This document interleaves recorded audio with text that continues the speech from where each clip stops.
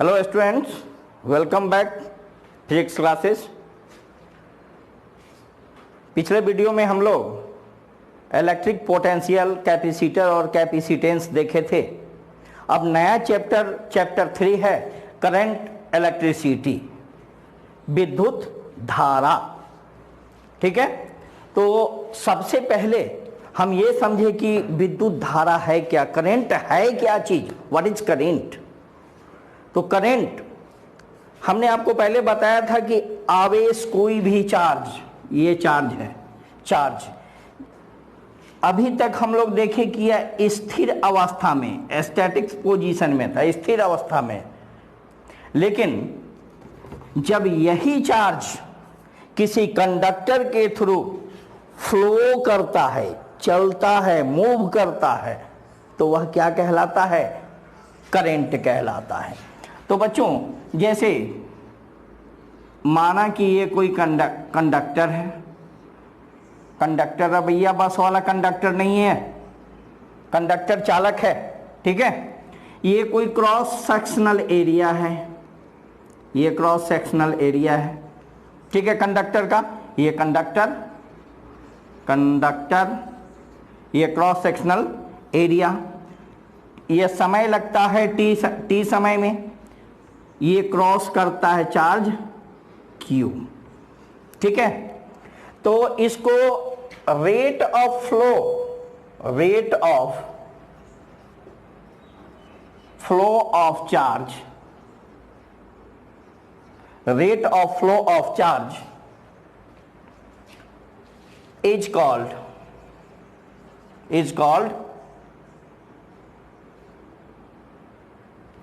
is called electric current. Rate of flow of charge is called electric current. विद्युत किसी भी आवेश के प्रवाह की दर को, आवेश के प्रवाह की दर को क्या कहते हैं, करंट कहते हैं। इसको दूसरे शब्दों में आप बहुत तरह से लिख सकते हैं कि rate of flow of charge, इसको ऐसे भी आप बोल सकते हैं कि rate of flow of charge, rate of flow of charge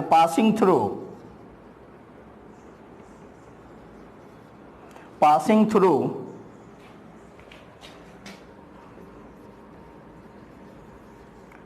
cross sectional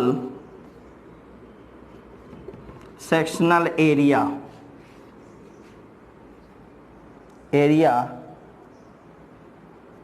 is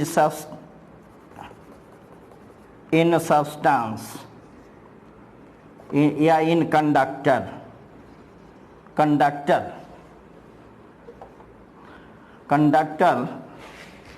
is called electric current. ठीक है, is called electric। मान लीजिए क्रॉस सेक्शनल एरिया है, या the amount of charge flow in unit time, या इसको ऐसे भी कर सकते हैं कि amount of flow of charge in unit time is called electric current। ठीक है, amount of flow of charge in unit time, यानी पर यूनिट टाइम, निश्चित समय में, एक मिनट में, एक सेकंड में कितना इस क्रॉस से एक सेक्शन को, एरिया को क्रॉस करता है चार्ज, वही कहलाता है क्या बच्चों, कहलाता है electric current. It's denoted by, इसे किससे डिनोट करते हैं हम, I से। ठीक है, इज इक्वल टू बच्चों क्या पास कर रहा है, चार्ज, कितना समय में, T समय में। ठीक है, तो Q by I is equal to Q by T, where Q क्या है, Q is charge, T is time, I is current.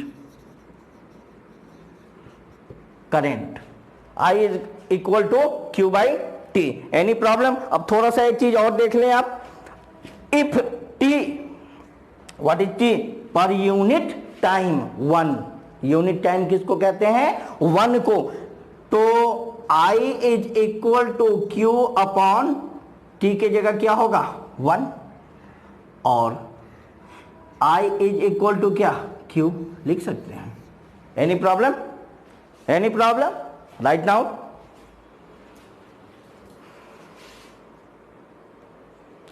तो देखा बच्चों कि करंट क्या है? जब चार्ज फ्लो करता है, जब चार्ज मूव करेगा, किसी कंडक्टर से होकर चलेगा, तब वह करंट उत्पन्न करता है। यदि चार्ज स्टेशनरी पोजीशन पे रहे तो वह करंट उत्पन्न नहीं करता है, तुम्हारी तरह सोए नहीं रहता है, वह चलता रहता है। अब देखो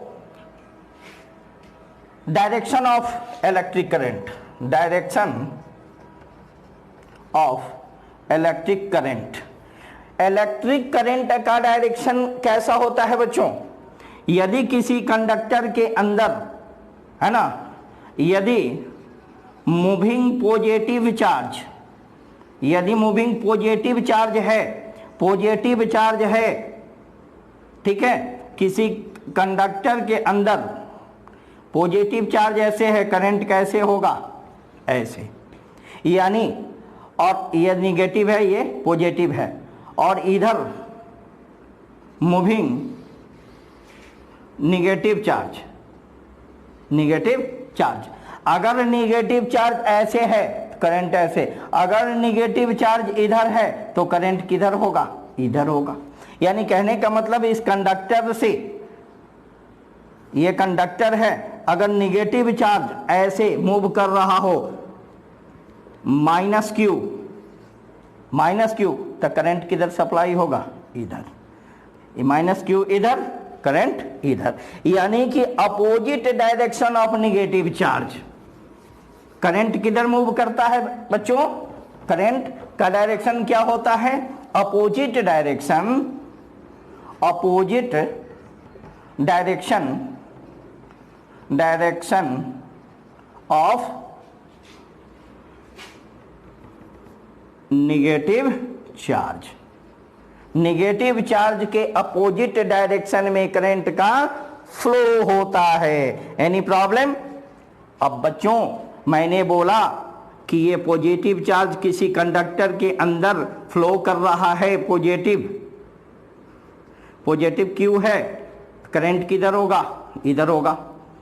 अगर निगेटिव चार्ज किसी कंडक्टर के अंदर फ्लो कर रहा है, माइनस क्यू चार्ज, तो करंट किधर होगा? आई किधर होगा? इधर। अब ये आई किधर होगा? इधर। यदि बच्चों किसी कंडक्टर के अंदर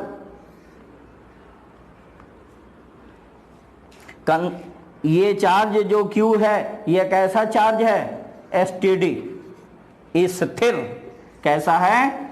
स्थिर चार्ज होगा। तो धारा का प्रवाह क्या होगा? आई यहां कितना होगा? 0। Why I is 0 because charge do not flow in conductor. Conductor के अंदर फ्लो नहीं कर रहा है। वी नो दैट, हम जानते हैं कि क्या जानते हैं कि if charge flow in any conductor then current is produced. तब करंट प्रोड्यूस्ड करता है किसी कंडक्टर के अंदर। जब चार्ज फ्लो करता है, मूव करता है, तब करंट प्रोड्यूस्ड होता है। ठीक है।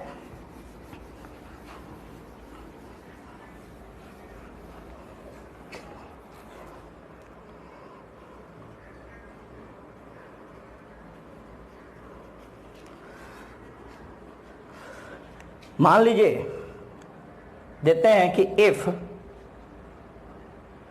16 microcoulomb charge on a metal in steady position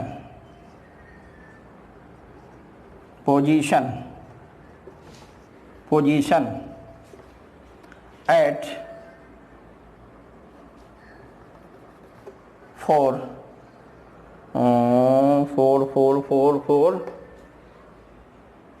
minute.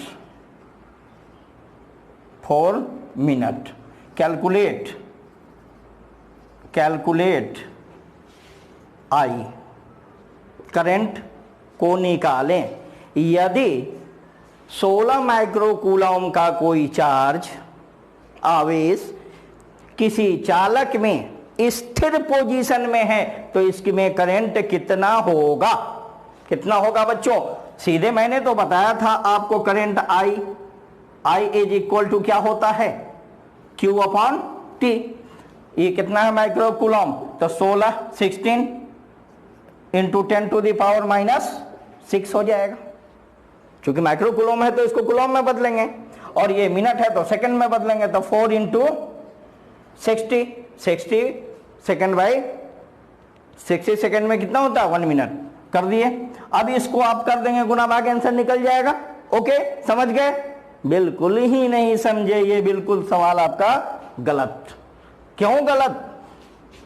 क्योंकि बच्चों मैंने क्या बोला कि किस पोजीशन में है? रेस्ट पोजीशन में है। चार्ज किस पोजीशन में है? रेस्ट पोजीशन में। जब चार्ज रेस्ट पोजीशन में होता है तो करंट क्या होता है? 0। सही आंसर ये हुआ, क्योंकि चार्ज फ्लो नहीं कर रहा है, स्थिर पोजीशन में है, इसलिए करंट सप्लाई नहीं होगा। तो पॉइंट टू बी नोट। तो देखा बच्चों अभी आपने करंट। अब देखते हैं there are 2 types of current. First DC और सेकंड एसी। ये एकदम शॉर्ट चीज में जानिए, क्योंकि 10th क्लास में आप पढ़ चुके हैं। डीसी डायरेक्ट करंट, इसको कहते हैं डायरेक्ट करंट, इसको कहते हैं अल्टरनेट करंट। डायरेक्ट करंट क्या है? मान लिए कि ये टाइम ग्राफ हुआ और ये करंट ग्राफ हुआ।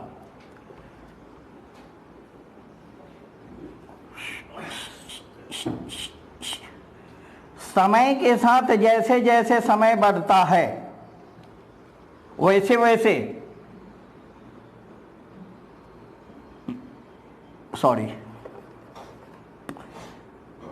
इसकी वेलोसिटी करंट वही है, दूसरे मिनट में भी वही है, तीसरे मिनट में भी वही है, चौथे मिनट में भी वही है। ये करंट और ये टाइम ग्राफ हुआ 1 2 3 4। यह समय के साथ इसके चलने की मूविंग प्रवृत्ति बदलती नहीं है, डू नॉट चेंज। और इसमें क्या होता है? एसी करंट में टाइम और करंट ग्राफ ये ऐसे चलता है, समय के साथ इसकी वेलोसिटी क्या होती है? बदलती है, चेंज होती है। यह अल्टरनेट करंट होता है। और इस समय के साथ यह नहीं बदलता है, यह डीसी करंट है। यह हल्का सा झलक आपको देखना था, आपको पढ़ना नहीं था। अब देखिए नेक्स्ट मेन टॉपिक है आपका Ohm's law. Ohm's law, Ohm's law Hindi में यह होता है ओम का नियम। तो Ohm according to Ohm's law, Ohm's के नियम के अनुसार ओम्स जी ने क्या कहा था? ओम्स यह जर्मन के वैज्ञानिक थे, जर्मन फिजिसिस्ट। 1828 ईस्वी में इन्होंने एक अपना लॉ का प्रतिपादन किया, लॉ बनाया। इलेक्ट्रिक करंट और वेलोसिटी को देखकर उन्होंने कहा कि इलेक्ट्रिक करंट, वेलोसिटी नहीं, पोटेंशियल डिफरेंस, ये पीडी है, पोटेंशियल डिफरेंस। इलेक्ट्रिक करंट और पोटेंशियल डिफरेंस दोनों एक दूसरे का प्रोपोर्शनल होता है। उन्होंने क्या कहा कि the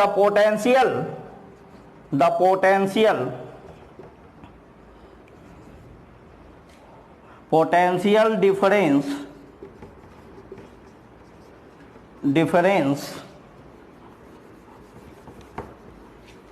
the potential difference at the end of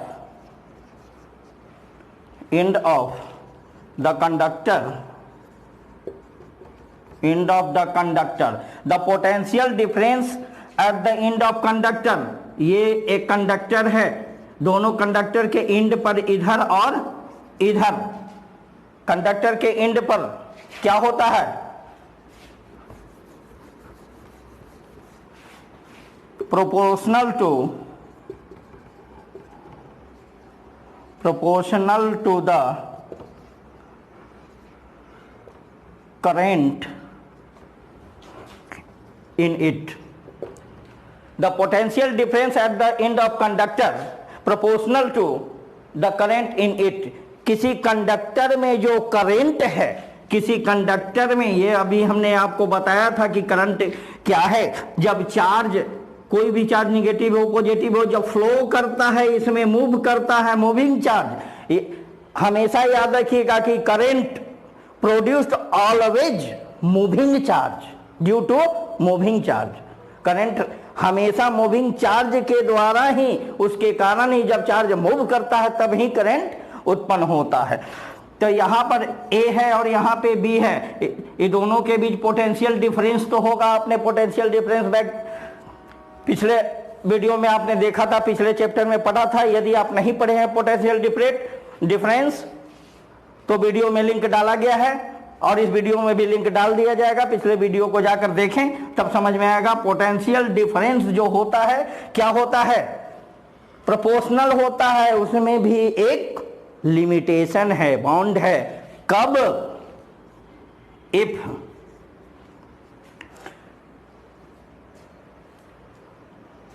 if the conductor, if the temperature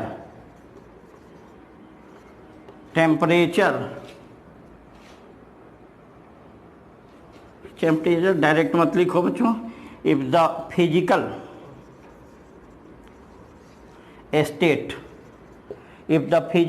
state of a conductor is constant,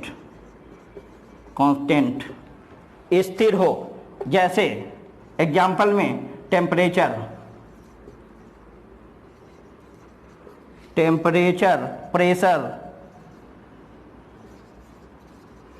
pressure, length etc. क्या करा, the potential difference at the end of the conductor proportional to the current in it.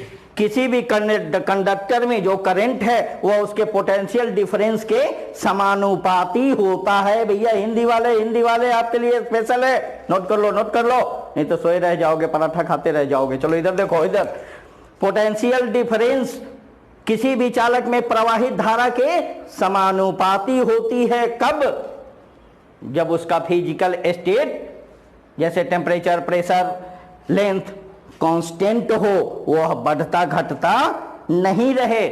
तब अगर बढ़ता और घटता रहेगा तो उसके रेजिस्टेंस में अंतर आएगा। हम आगे चल के रेजिस्टेंस पढ़ाएंगे, उसमें आपको बताएंगे। यानी V is proportional to I। तो आज तक आपने कभी प्रोपोर्शनल पर छोड़ते देखा है ना। और V is equal to RI या IR, कुछ भी लिख सकते हैं। और R is equal to V upon I, ठीक है। अब यहां बच्चों R क्या है, R क्या है, व्हाट इज R, यहां R है, ये V है और ये I है। R क्या है बच्चों, रेजिस्टेंस ऑफ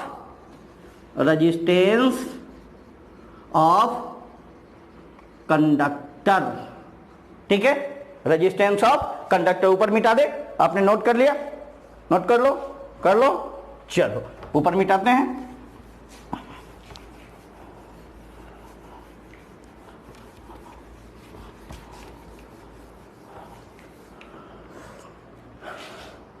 V क्या है, पोटेंशियल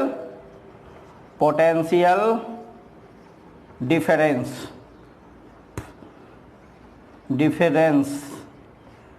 आई क्या है? करंट। किसका करंट? कंडक्टर का। आर क्या है?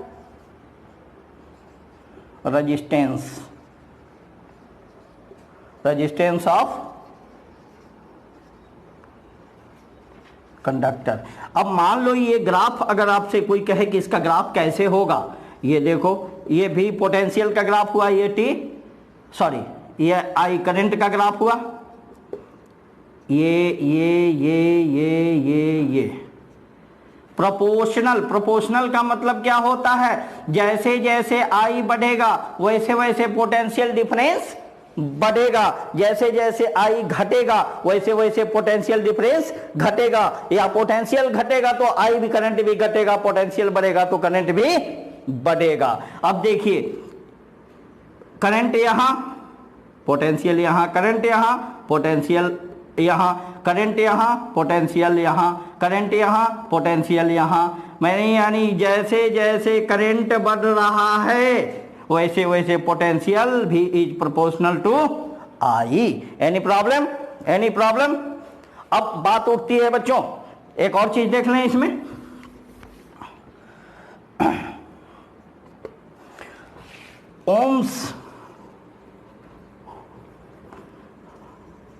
ओम्स सब्सटेंस, इसको हिंदी में कहा जाता है बच्चों ओमीय पदार्थ। बहुत गर्मी है, इसको क्या कहते हैं? ओमीय पदार्थ। ओमीय पदार्थ कौन होता है बच्चों? सोच को बताओ, ओमीय पदार्थ कौन होता है? ओमीय पदार्थ कौन होगा? हुज सब्सटेंस या that substance whose follow Ohm's rule, है ना? दैट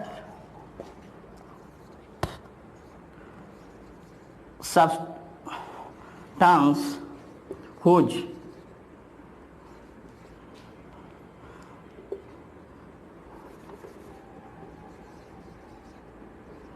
follow ओम्स रूल, वैसा सब्सटेंस जो ओम के नियमों का पालन करता है, वह सब्सटेंस क्या कहलाएगा? बोलिए। ओम्स सब्सटेंस, ओमीय पदार्थ। जैसे क्या बोलिए? मेटल, कॉपर, आयरन, माने मेटल में वही। अब अनओमीय सब्सटेंस,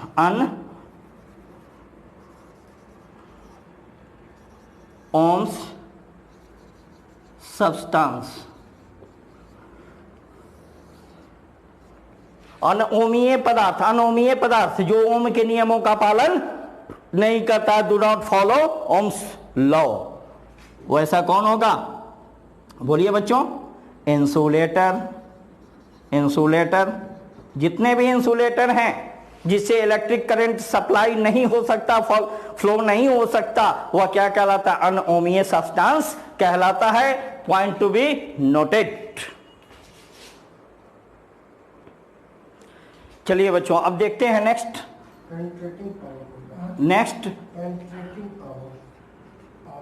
ड्रिफ्ट वेलोसिटी, अपवाह वेग। ड्रिफ्ट मतलब क्या होता है बच्चों? सबसे पहले ये जानिए कि ड्रिफ्ट मीन्स क्या होता है? खिसकना, धीरे धीरे खिसकना। तो देखिए, ड्रिफ्ट वेलो किसी भी कंडक्टर में के इलेक्ट्रॉन जो है, किसी भी कंडक्टर के अंदर इलेक्ट्रॉन, ये मान लीजिए कंडक्टर है, इसके अंदर जितने भी इलेक्ट्रॉन हैं, ठीक है, इलेक्ट्रॉन हैं, यह मूव करते रहते हैं, इलेक्ट्रिक करंट नहीं बनाते हैं, याद रखिए, मूव करते रहते हैं इसी के अंदर। क्यों? ड्यू टू कैसा मोशन होता है इनमें? रैंडमली मोशन होता है, यानी रैंडमली यहां से यह चले, ऐसे ऐसे ऐसे टकराए, फिर ऐसे आए, फिर ऐसे आए, फिर ऐसे आए, फिर ऐसे टकराए, फिर ऐसे टकराए, एक दूसरे से टकराते रहते हैं। और इनकी स्पीड कितनी होती है बच्चों? 10⁸ के बराबर पर मीटर पर सेकंड, किलोमीटर पर सेकंड, किलोमीटर पर सेकंड कितनी स्पीड होती है आप देख लें इनमें। लेकिन टकरा टकरा कर अपने में एक दूसरे में क्या करते हैं? टकराते रहते हैं और सर फोड़ते रहते हैं। जैसे आप घरों में एक सभी 4-5 भाई बहन है, 8-10 भाई बहन हो, 12-14 भाई बहन हो, सब आपस में टकराते रहते हैं, सर फोड़ते रहते हैं, अपने में ये भी टकराते रहते हैं। If external electric field apply on it, जब इसमें कोई एक्सटर्नल इलेक्ट्रिक फील्ड अप्लाई किया जाता है, दिया जाता है इस पर, तब आपने देखा था कि किसी भी कंडक्टर में जब इलेक्ट्रिक फील्ड दिया जाता है तो पोलराइजेशन आपने पढ़ा था चैप्टर में। यह क्या होता है? यह पॉजिटिव जो है, अगर पॉजिटिव इलेक्ट्रिक फील्ड दिए हम इसमें तो यह पॉजिटिव किधर चला जाता है? बोलिए। निगेटिव अट्रैक्ट हो जाता है इधर और पॉजिटिव अट्रैक्ट हो जाता है इधर, खिसकने लगते हैं, अपने स्थान से डिस्प्लेस होने लगते हैं। ठीक है, देखिए मैं दिखाता हूं आपको। जैसे यहां थे, यहां गए, यहां आए, फिर यहां गए, फिर यहां आए, फिर यहां गए, ए से बी तक खिसक गए। ठीक है, इनके बीच में कुछ तो डिस्प्लेस हुआ। यह क्या हुआ? Displacement I. जब डिस्प्लेस होता है तो उसमें वेलोसिटी आती है, वेलोसिटी आती है तो उसमें एक्स पार्टिकल क्या करता है? एक्सेलरेट करता है, इसमें एक्सेलरेशन आ जाएगा। तो क्या होगा यहां? मान लीजिए कि हम कह देते हैं कि V फाइनल, ये V1 एंड V2, चाहे VI लिख दो इनिशियल और V फाइनल, तो क्या हो जाएगा बच्चों? A से B अपॉन टाइम, कुछ तो समय इसमें लगा होगा। और जब इलेक्ट्रिक फील्ड हमने डाला, इलेक्ट्रिक फील्ड डाला तो इसमें कुछ तो फोर्स लगाता है। इलेक्ट्रिक फील्ड क्या लगाता है? फोर्स, जिसके कारण ये इलेक्ट्रॉन यहां से क्या हो गया? डिस्प्लेस हो गया, जिसको कहते हैं ड्रिफ्ट करना, खिसक जाना, खिसक जाता है। और उसके कारण जो वेलोसिटी आती है, इसलिए इसको कहा गया है ड्रिफ्ट वेलोसिटी। तो ये खिसक गया बच्चों। चलिए, खिसक के इस पर जब फोर्स लगेगा तो यह जो फोर्स लगेगा तो किसके बराबर होगा? फोर्स, या फोर्स किसके बराबर होगा बच्चों? ये बताइए। इलेक्ट्रिक फोर्स जब लगाया जाता है तो Q इंटू ई होगा, Q इंटू ई।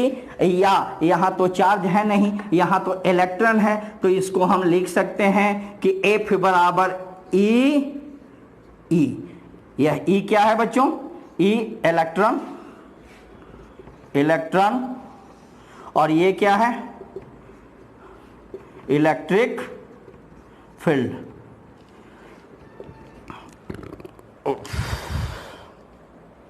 यह है इलेक्ट्रिक फील्ड। अब बताइए कि F बराबर क्या होता है? ए में कि ओ में? M A. F is equal to आपने पढ़ा था M A, mass into acceleration. अब बताओ बच्चों, ई होगा। अब ए इज इक्वल टू क्या होगा? ई अपॉन एम। एक्सेलरेशन तो हमको निकल गया। अब बताइए, जब एक्सेलरेशन निकल गया बच्चों, तब इसमें हम क्या करेंगे? Use formula V is equal to U plus A T. V is equal to U plus A T. V is final velocity, U is initial velocity, A is acceleration and T is time. अब देखिए, V यानी final velocity, final velocity is equal to U initial velocity कितना था इसमें बच्चों, initial में electron का particle का वेलोसिटी कितनी थी, 0, क्या हो जाएगा 0, प्लस ए कितना, ई अपॉन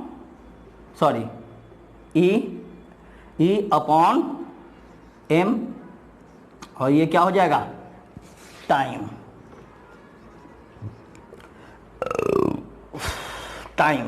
ठीक है बच्चों।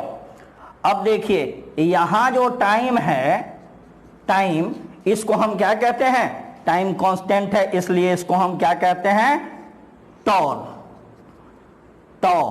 नहीं टॉ, ठीक है। इसको कहा जाता है रिलैक्सेशन टाइम, रिलैक्सेशन टाइम। तो यहां क्या हो जाएगा, भी फाइनल है तो इसको हम VD लिख देते हैं, drift velocity of drift velocity कितना हो जाएगा, ई अपॉन एम, और क्या हो जाएगा टॉ, ठीक है। ये हुआ आपका ड्रिफ्ट वेलोसिटी। Any problem? तो बच्चों वीडियो लंबा होता जा रहा है, आज का वीडियो हम यहीं समाप्त करते हैं। अगला वीडियो देखने के लिए आप इंतजार करें, फिर मिलेंगे, बाय बाय।